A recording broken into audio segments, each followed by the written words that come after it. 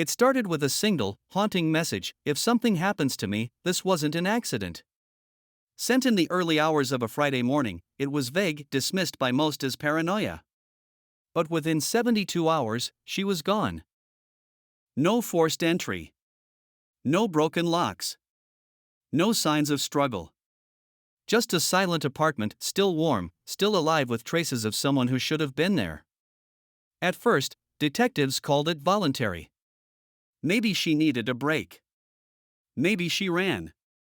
But her digital trail told a story no one could ignore. 1 missing call.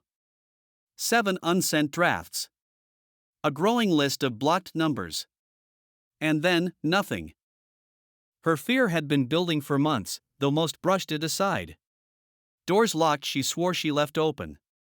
A bouquet of dead flowers left in her mailbox, no note. Mirrors fogging as if by breath, revealing words she hadn't written: I see you. Her friends said it was stress. Police said paranoia. But no one explained the same man seen twice outside her building. Or the black car parked at 3:12 a.m. every night under the same streetlight. Then came the call to 911. Garbled. Barely audible. 2 words, cut short: he's inside. 3 minutes later, her phone shut off forever. The case should have ended there.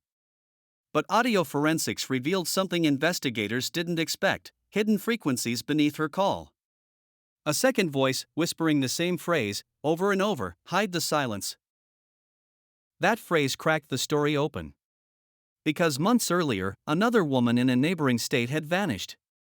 Same profile. Same digital traces. Same warning. And in that case too, investigators found hours of blank recordings inside her apartment.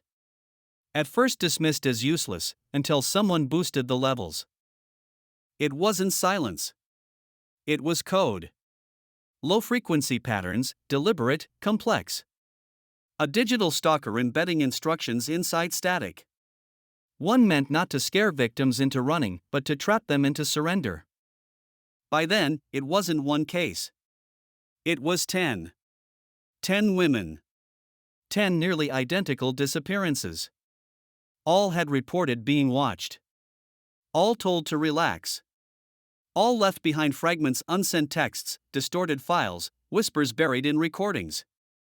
Pieces of a larger puzzle hidden in plain sight.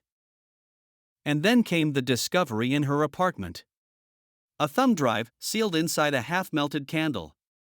On it, weeks of video journals she had recorded. Whispering into the camera about someone she called the Mirror Watcher.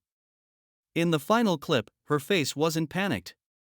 It wasn't afraid. It was calm. Ready.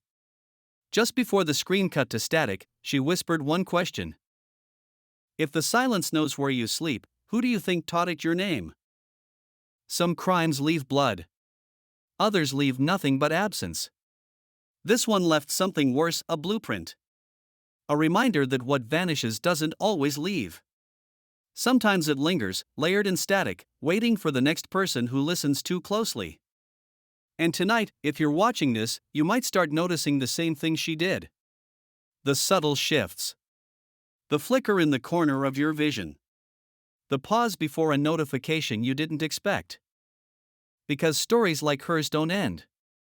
They replicate. Follow now for the stories they try to bury, but that always come back when you're alone.